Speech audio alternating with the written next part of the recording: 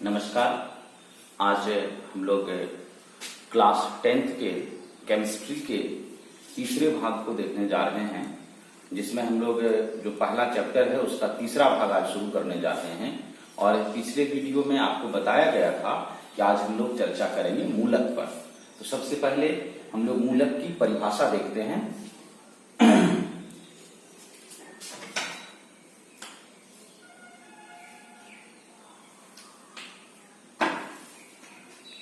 आवेश युक्त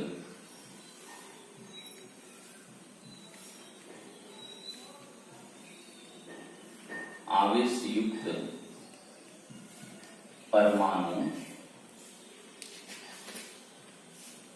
या परमाणुओं का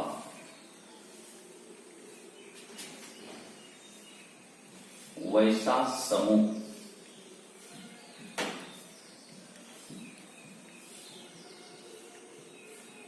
आवेशयुक्त परमाणु या परमाणुओं का वैसा समूह जो किसी रासायनिक अभिक्रिया में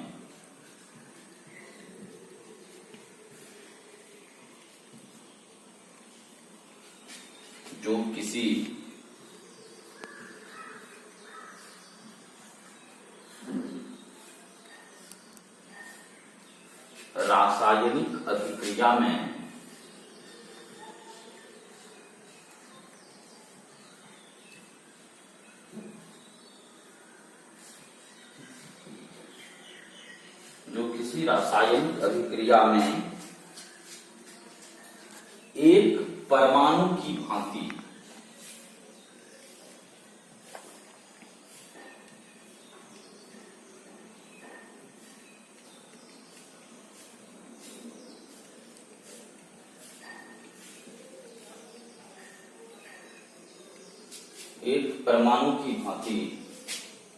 कार्य करता है,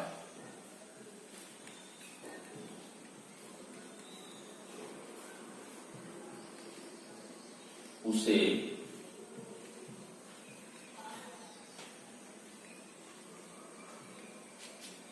मूलक कहते हैं।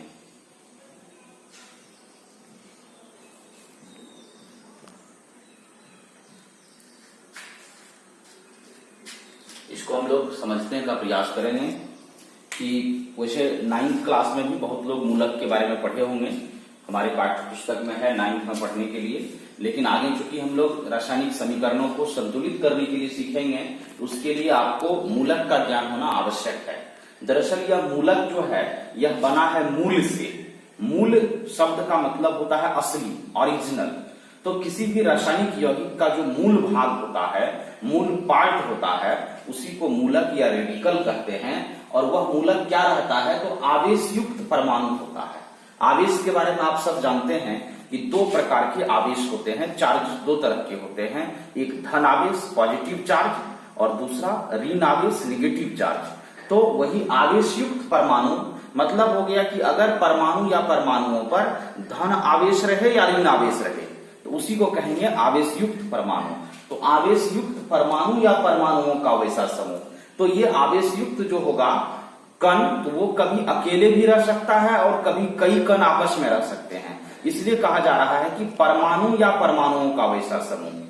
तो आवेश युक्त परमाणु या परमाणुओं का वैसा समूह जो किसी रासायनिक अभिक्रिया में एक परमाणु की भांति कार्य करता है, उसे मूलक कहते हैं। और जैसा कि ऊपर में ही परिभाषा से ही क्लियर हो रहा है कि आवेश युक्त परमाणु होगा, तो साधारण सी बात है कि आवेश दो प्रकार के होते हैं, तो निश्चित रूप से मूलक भी दो प्रकार के होते हैं।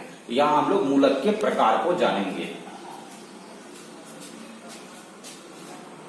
मूलक के प्रकार।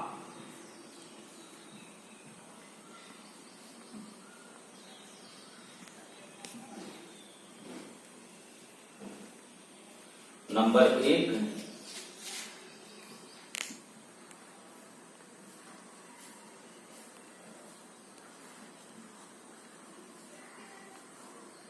धन मूलक।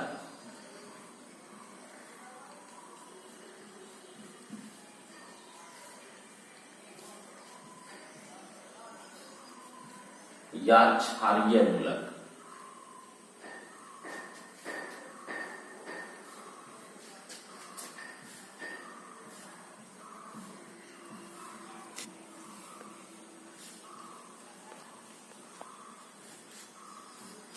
पॉजिटिव रेडिकल और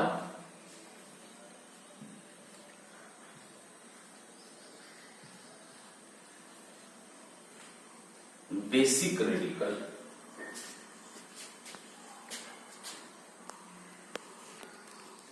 और दूसरा है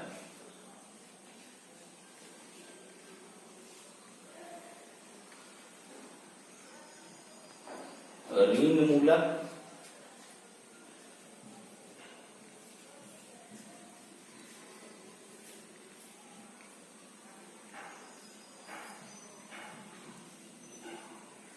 या अम्लीय मूलक।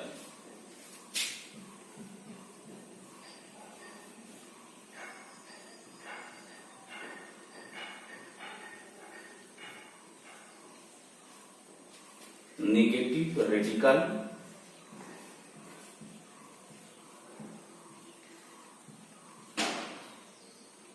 और एसिडिक रेडिकल। तो हम लोग बात कर रहे थे अभी कि आवेश प्रकृति में दो प्रकार के होते हैं, एक धन आवेश और दूसरा ऋण आवेश। चूंकि मूलक हमारा आवेशित परमाणु होता है या आवेशित परमाणुओं का समूह होता है, इसलिए मूलक भी दो प्रकार के होते हैं, एक धन मूलक और उसी धन मूलक को क्षारीय मूलक भी कहते हैं, क्योंकि उसकी प्रकृति जो है वो क्षारीय होती है। आपने अम्ल क्षारक लवण कहीं पिछले कक्षाओं में पढ़ा होगा, वही क्षारक से बन गया है क्षारीय, तो उसको धन मूलक या क्षारीय मूलक कहते हैं। और धन को अंग्रेजी में पॉजिटिव कहा जाता है, इसलिए इसको पॉजिटिव रेडिकल, और क्षारक को बेस कहते हैं, उसी से बन गया क्षारीय, तो बेस से हो गया बेसिक, तो इसको अंग्रेजी में पॉजिटिव रेडिकल या बेसिक रेडिकल कहा जाता है। दूसरा मूलक हमारा है ऋण मूलक या अम्लीय मूलक। तो ऋण को अंग्रेजी में निगेटिव कहते हैं, इसलिए इसको निगेटिव रेडिकल, या फिर अम्ल का अंग्रेजी एसिड होता है, उससे बन गया एसिडिक रेडिकल। तो ये दो प्रकार के मूलक हैं। और अब हम लोग समझेंगे, नाम से ही क्लियर है, धन मूलक है तो परमाणु या परमाणुओं का जो समूह होगा, चूंकि उस पर आवेश होना चाहिए, और हम लोग पहले चर्चा कर लिए कि आवेश दो प्रकार के होंगे, तो स्वाभाविक है जब धन मूलक होगा तो उस परमाणु या परमाणुओं के समूह पर धन आवेश होगा, और जब ऋण मूलक की चर्चा करेंगे तो उस परमाणु या परमाणुओं के समूह पर ऋण आवेश होगा, निगेटिव चार्ज होगा। तो इस तरह से हम लोग मूलक की परिभाषा देखते हैं और कुछ मूलकों को भी जानने का प्रयास करते हैं। तो शुरू करते हैं पहले मूलक से, धन मूलक।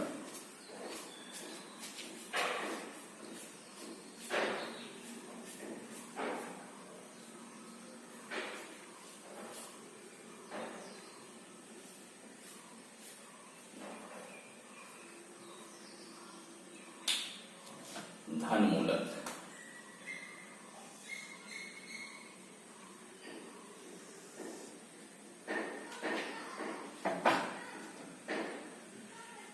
वैसा मूलक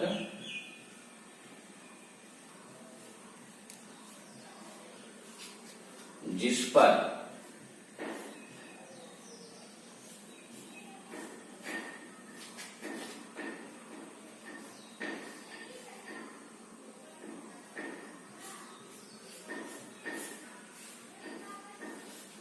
धन आवेश रहता है,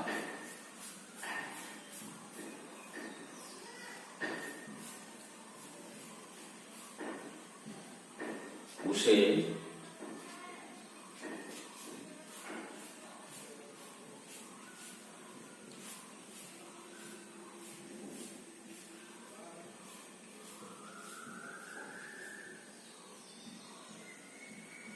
धन मूलक कहते हैं।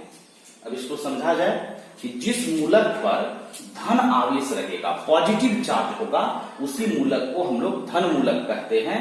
और यहाँ पर वैसे तो बहुत सारे धन मूलक हैं, पॉजिटिव रेडिकल है, लेकिन जो कुछ बहुत ही महत्वपूर्ण जो दो चार धन मूलक है, आपके सहायता के लिए उदाहरण के तौर पर उसको हम लोग देखेंगे। और चूंकि आप 9th में पढ़ चुके हैं मूलक, इसलिए मैं उम्मीद करूंगा कि आप एक बार वहां से रिवीजन कर लेंगे। किताब या कॉपी में जहां भी लिखी होगी आप वहां से देख लेंगे, कहीं न कहीं मिल जाएगा आपको।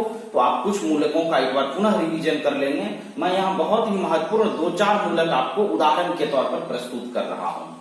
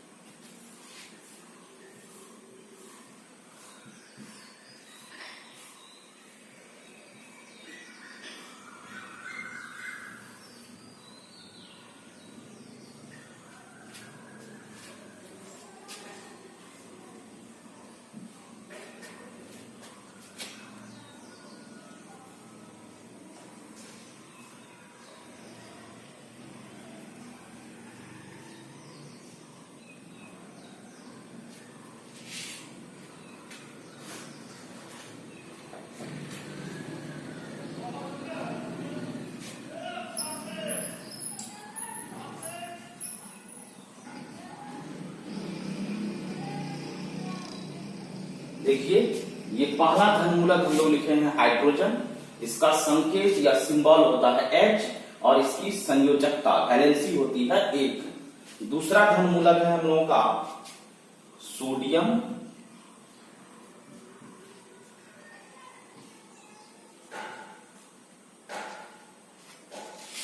संकेत Na और संयोजकता 1।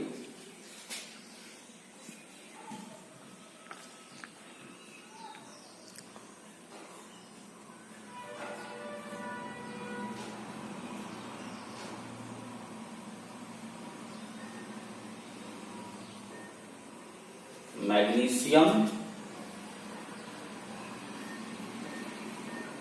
Mg, संयोजकता 2।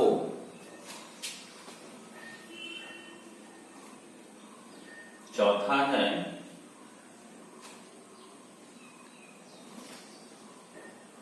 फेरस।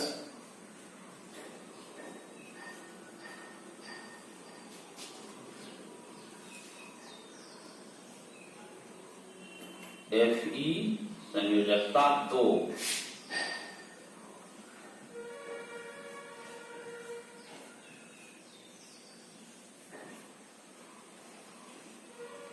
और पांचवा फेरिक Fe, संयोजकता 3।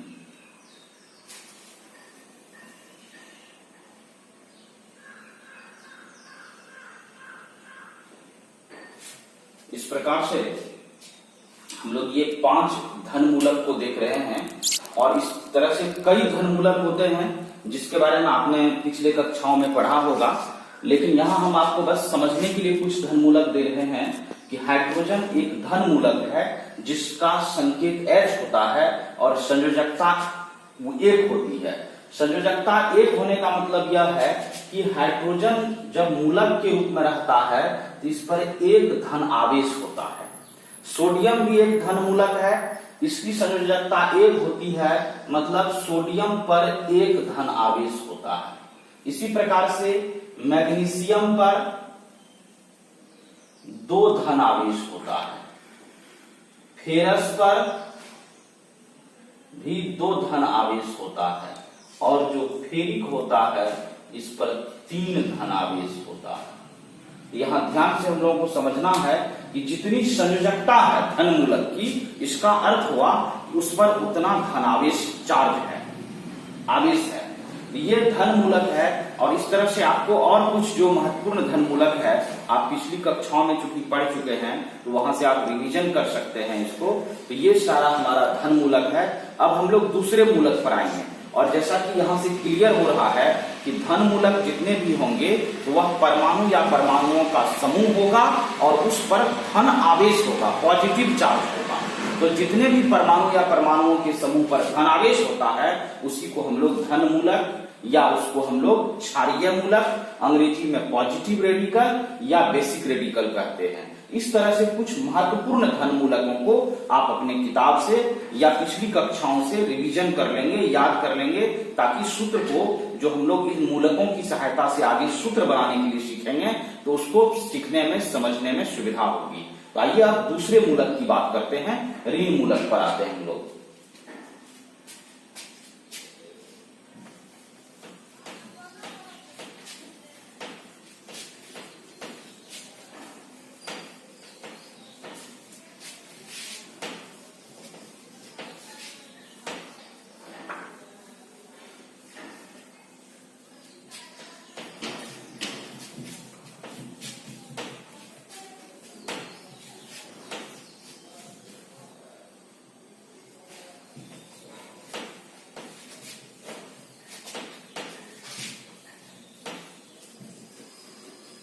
दूसरा नंबर लिखते हैं ऋण मूलक।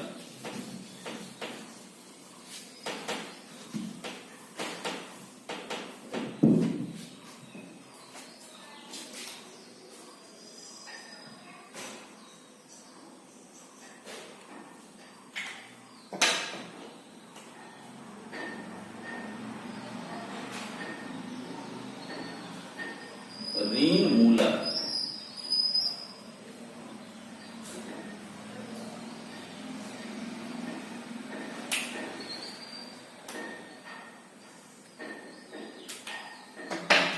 वैसा मूलक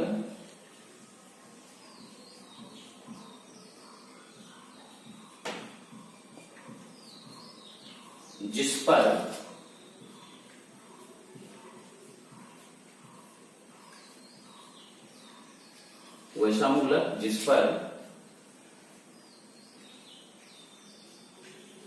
ऋण आवेश,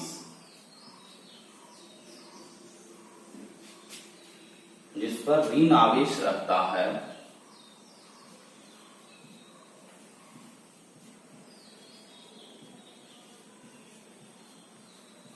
उसे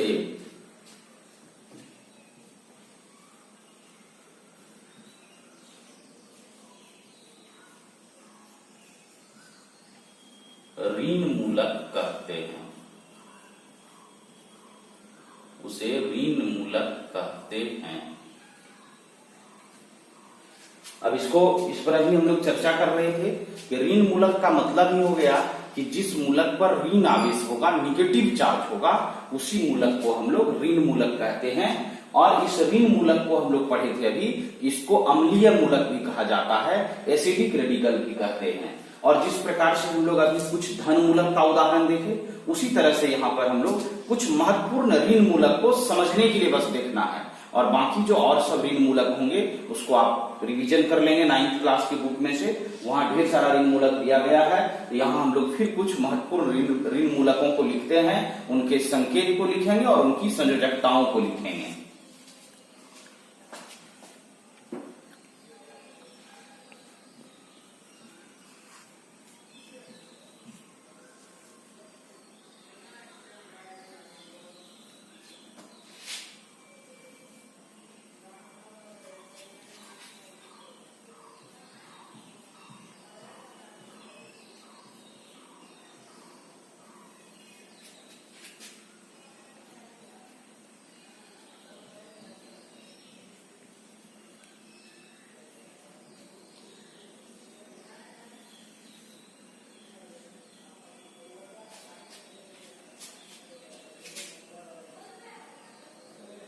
number 1 chloride,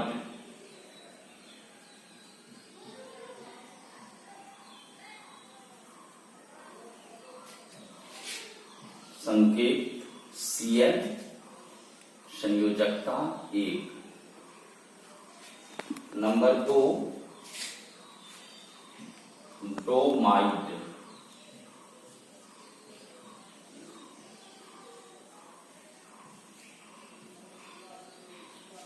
Br, संयोजकता 1। Number 3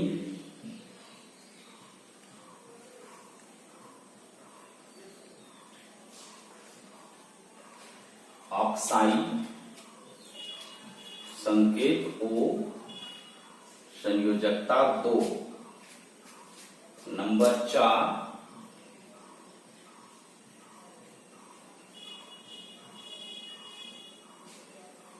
sulphate संकेत SO4, संयोजकता 2।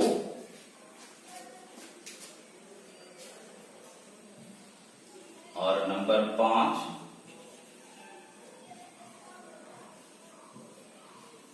Dichromate Cr2O7, संयोजकता 2।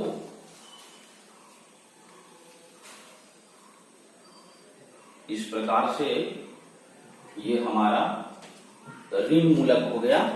और कुल 5 ऋण मूलकों को हम लोग यहाँ फिर देख रहे हैं कि क्लोराइड एक ऋण मूलक है। और जिस तरह से अभी हम लोग बात कर रहे थे कि क्लोराइड जो ऋण मूलक है, इसका मतलब हो गया कि इस क्लोराइड पर एक ऋण आवेश है, ब्रोमाइड पर भी एक ऋण आवेश है, ऑक्साइड पर 2 ऋण आवेश है, इस सल्फेट पर SO4 पर भी 2 ऋण आवेश है।